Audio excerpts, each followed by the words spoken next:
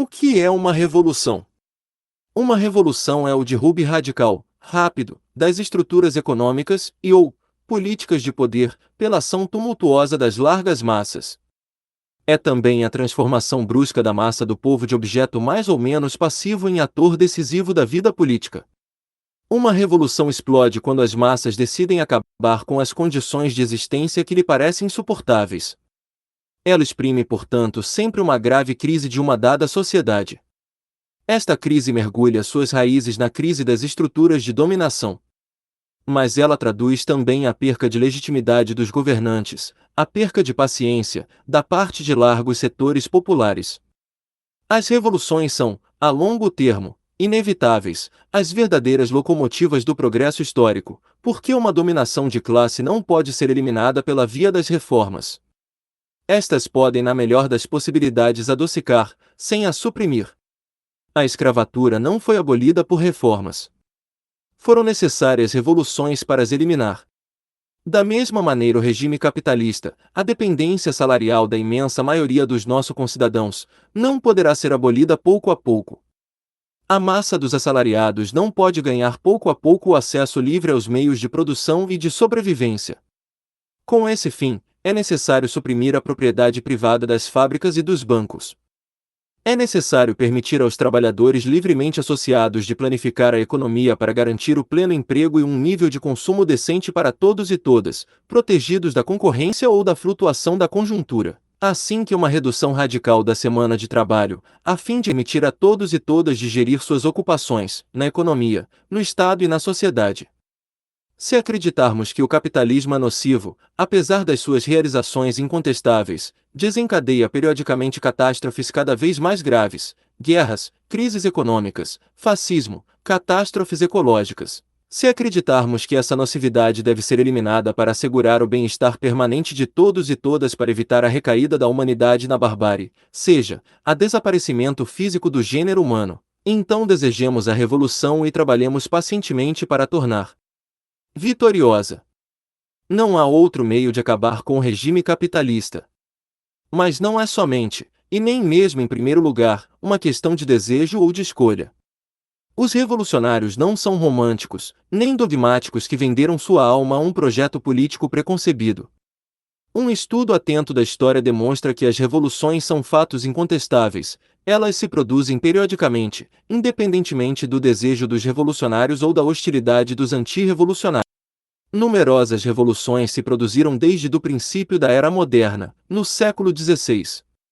A primeira deu-se, aliás, nas nossas regiões. Com uma só exceção, o Japão, todos os estados importantes que existem hoje são o produto de uma ou mesmo de várias revoluções. No século XX, houve pelo menos cerca de 30 revoluções, nem todas vitoriosas, é verdade.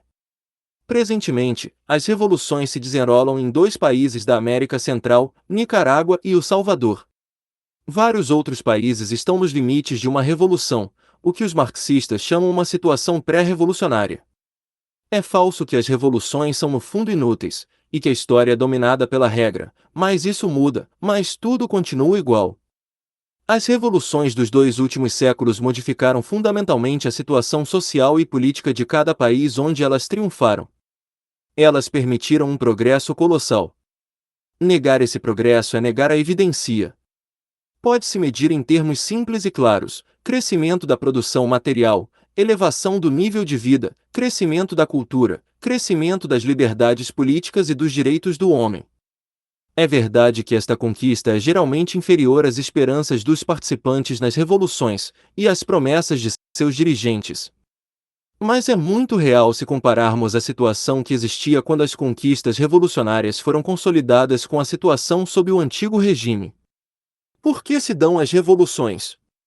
Os adversários da revolução afirmam que custaria demasiado caro, que seu preço em vidas, sofrimentos humanos seria demasiado elevado.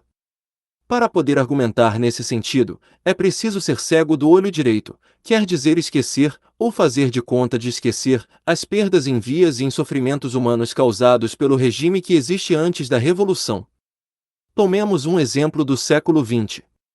Muitos ideólogos hostis à revolução, incluindo no seio da social-democracia, incriminam as perdas que as revoluções russa e chinesa ocasionaram, sem mesmo distinguir as perdas causadas por essas próprias revoluções e as perdas causadas pela contra-revolução. Mas não contabilizam as percas que ocasionaram as guerras imperialistas e as guerras coloniais causadas pelo regime capitalista, que, como produto da fatalidade, seja como naturais. Só a revolução é considerada como desumana. Seguidamente, argumentam os adversários das revoluções, ter-se-ia podido realizar o mesmo progresso que a revolução trouxe finalmente, indolentamente, por via de reformas sucessivas, tomando seu tempo. Como diz o novo hino da social-democracia alemã que substituiu a Internacional e canta agora, gota a gota nós furamos a pedra, talvez no ano 3000. Mas acontece que as revoluções não são artificialmente desencadeadas por malvados revolucionários. Elas rebentam como verdadeiras forças da natureza, quando as contradições econômicas, sociais e/ou políticas se tornam demasiado incompreensíveis e inconsoláveis pelos detentores do poder. Por esta mesma razão, revoluções e contra-revoluções se encontram na maior parte das vezes frente a frente, em razão dessas contradições. Os que recusam apoiar a revolução, favorecem objetivamente, ou reforçam cientemente, a contra-revolução. De novo, há um exemplo particularmente pungente na história do século XX. Em novembro de 1918, uma grande revolução rebenta em Alemanha. Praticamente em todas as cidades, os operários se ampararam do poder, derrubando as velhas estruturas do Império de Guilherme II. Sob o pretexto de restabelecer a ordem e de caminhar legalmente para a socialização através de eleições parlamentares, a direita social-democrata manteve o que restava do exército imperial. Ela apoiou-se sobre esta para desarmar os operários e suprimir os poderes dos conselhos operários, ao preço de várias dezenas de milhares de mortos, seja dito de passagem. Ela permitiu a constituição dos corpos francos pré-fascistas, que foram os núcleos das futuras SA e SS. Ela preparou assim o terreno para o triunfo final da contra-revolução sangrenta, a tomada do poder por Hitler em 1933. Uma revolução socialista vitoriosa, em 1918, teria poupado a Alemanha e a Europa dezenas de milhões de mortes causadas pelos nazis e pela Segunda Guerra Mundial, a um preço infinitamente mais reduzido em vidas humanas. Se nós somos revolucionários, é antes de tudo porque nós compreendemos essa escolha histórica. Nós estamos perfeitamente convencidos que o regime capitalista declinou, que os novos progressos do bem-estar material que se realiza de tempos em tempos são contrabalançados por um custo destruidor cada vez mais elevado.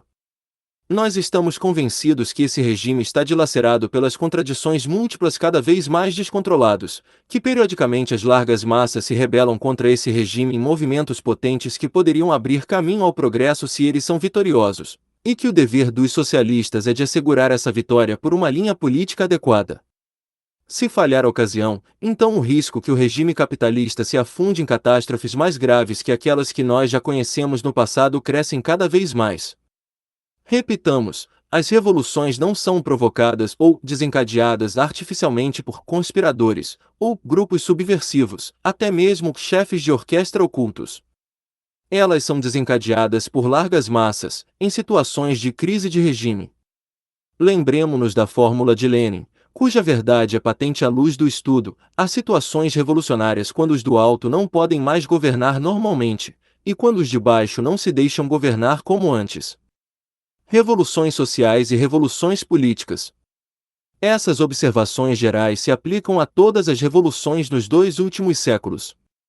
Mas uma primeira distinção se impõe. As estruturas carunchosas que as revoluções varrem podem ser de natureza essencialmente econômica e política ao mesmo tempo, elas podem ser de natureza somente política. No primeiro caso, se trata de revoluções sociais. No segundo caso, se trata de revoluções políticas. As revoluções sociais derrubam o poder de uma classe social e substituem o poder de uma classe por outra classe. Elas mudam o regime econômico. Elas substituem ao modo de produção que trava cada vez mais o desenvolvimento das forças produtivas um modo de produção superior, ou pelo menos as premissas indispensáveis para o aparecimento desse modo de produção superior. As revoluções políticas mantêm o regime econômico, o modo de produção existente. Elas o consolidam, pelo menos na maior parte das vezes. Elas substituem no poder uma maior fração de classe, tornando-se um freio ao progresso histórico, o de uma outra fração da mesma classe. Assim, a Revolução Francesa de 1789 foi uma revolução social substituindo o poder da monarquia absoluta, da nobreza e do seu aliado do alto clero, pelo poder da burguesia que permitiu o desenvolvimento do capitalismo industrial. Em contrapartida, as revoluções francesa de 1830 e de 1848 não foram revoluções sociais, mas revoluções políticas. Nenhuma nova classe não se substituiu à burguesia no segmento de sua vitória. Nenhum outro regime econômico não substituiu o regime capitalista. Mas no seio da burguesia, o poder passou sucessivamente da burguesia fundiária à burguesia bancária, depois desta à burguesia industrial. Paralelamente, as contra-revoluções sociais retrogradam uma sociedade de um regime econômico estabelecido graças à revolução ao regime econômico anterior. Isso aconteceu mais ou menos no decurso dos últimos 200 anos. A restauração do capitalismo na URSS ou em China seria uma tal contra-revolução social. Ela não se produziu, nós não dizemos que ela nunca se produzirá. Os nazistas experimentaram realizá-la nos territórios que ocuparam de 1941 a 1943. As contra-revoluções políticas fazem perder o poder às frações mais radicais, as mais progressistas, da classe dominante e dos seus aliados, a favor de frações mais conservadoras. Elas podem fazer regredir não somente no domínio político, mas também no plano econômico e social. Mas elas não derrubam o regime econômico fundamental. Assim, o Nove Termidor, quando o reino dos jacobinos foi derrubado em França, abriu uma série sucessiva de contra-revoluções políticas que dominou a cena política durante 35 anos. Conheceu-se sucessivamente o reino dos Termidorianos, o Diretório, o de Napoleão Bonaparte, o Consulado, depois o Império, a restauração da monarquia dos Bourbons. Mas nunca houve o regresso ao antigo regime semifeudal. O capitalismo continuou a se desenvolver. Isso provocou, aliás, a longo termo novas revoluções políticas. A Revolução Belga de 1830 foi igualmente uma revolução política e não social. O capitalismo estava já estabelecido no nosso país antes de setembro de 1830. Foi o poder político que passou de uma fração da classe dominante, orangista holandesa, para uma outra fração. Após a vitória da Revolução de Outubro na Rússia se produziu uma contra-revolução política, um termidor que, por ocasião da sangrenta ditadura stalinista, implicou o triunfo da reação, da regressão, na maior parte dos domínios da vida social. O poder político da classe operária e de um partido autenticamente operário passou para as mãos de uma burocracia privilegiada, usurpadora e parasitária. Faltaria uma nova revolução política para restabelecer um autêntico poder dos sovietes, uma autêntica gestão da economia pelos trabalhadores, uma autêntica democracia socialista. Revoluções burguesas e revoluções proletárias. Outra distinção se impõe em relação às revoluções sociais e revoluções políticas, a distinção entre revolução burguesa e revolução proletária, socialista. Uma revolução burguesa substitui o poder do capital ao da nobreza fundiária e da corte. Ela permite o desenvolvimento da indústria capitalista. Ela representa um progresso incontestável em relação à feudalidade, mas um progresso que os assalariados e assalariadas pagaram e continuam pagando de uma exploração e de uma insegurança de existência impiedosa. Uma revolução proletária, socialista, significa a abolição do poder do capital, primeiro ao nível do Estado, nomeadamente a eliminação do seu aparelho repressivo, em seguida e muito rapidamente nos países industrializados, ao nível da economia. Assim se inicia o esforço de construção de uma nova sociedade, a sociedade socialista sem classes, na qual os produtores e as cidades decidem livremente de seus destinos gerindo eles mesmos, elas mesmas, a economia e o Estado. A burguesia jogou um papel revolucionário nos séculos XVI, XVII e XVIII. Ela desencadeou poderosas revoluções, se apoiando sobre as massas populares. A Revolução Francesa de 1789 viu ao mesmo tempo o apogeu desse papel revolucionário da burguesia e o princípio do seu desvio. Com efeito, à medida que se desenvolve o capitalismo, e sobretudo após a Revolução Industrial do fim do século XVIII, uma nova classe social apareceu sobre a cena histórica, primeiro o quarto estado ou pré-proletariado, depois a classe operária industrial, Depois a classe dos assalariados e assalariadas no sentido mais largo do termo. Mais as revoluções burguesas tardam a se produzirem, mais forte é esta classe operária quando elas acontecem, e mais a burguesia deve literalmente se bater sobre duas frentes, contra as forças do antigo regime por um lado, contra o ascenso do proletariado, de outra parte. Já no decurso da Revolução Francesa de 1789, foi mais o caso que no decurso da Revolução Inglesa do século XVII. Em 1848, em Alemanha, em Itália e sobretudo em França, foi mais o caso que em 1789. Na Rússia, em 1905 e na China em 1925-27, e a partir de 1937 a 1946, foi ainda mais verdade que em 1848. Mais o proletariado se desenvolveu, mais a burguesia começou a temer a revolução, mesmo quando ela ainda não estava no poder. Ela teme cada vez mais, com razão, que as classes ditas populares combinem a luta pela conquista das liberdades democráticas, pela contra-terra pelos camponeses, por seus direitos nacionais, por uma solução anticapitalista. Nessas condições, a burguesia não consegue levar a revolução até a vitória. Ela acaba por passar para o campo da contra-revolução. Só uma direção ano-burguesa da Revolução, jacobina pequeno-burguesa em de 1789 a 1793, proletária a partir de 1848, permite uma vitória da Revolução. Esta se torna então permanente. Ela passa, sem interrupção nem etapa intermediária, da conquista do poder pela classe operária, que realiza suas tarefas nacionais democráticas, ao início das tarefas anticapitalistas, socialistas. As revoluções que se desenrolaram desde a Segunda Guerra Mundial não puderam vencer sem esta conquista do poder pela classe operária, aliada às classes populares. Mas elas são marcadas por situações específicas em diferentes partes do mundo, definidas nomeadamente por estratégias cobardes diferentes em resolver. Estas correspondem a problemas suportavelmente diferentes às quais se confrontaram as massas laboriosas nos países ditos do terceiro mundo, nos países ditos socialistas, e nas metrópoles industrializadas capitalistas, países imperialistas. É por isso que a IVA Internacional utiliza com esse propósito a fórmula dos três setores da Revolução Mundial.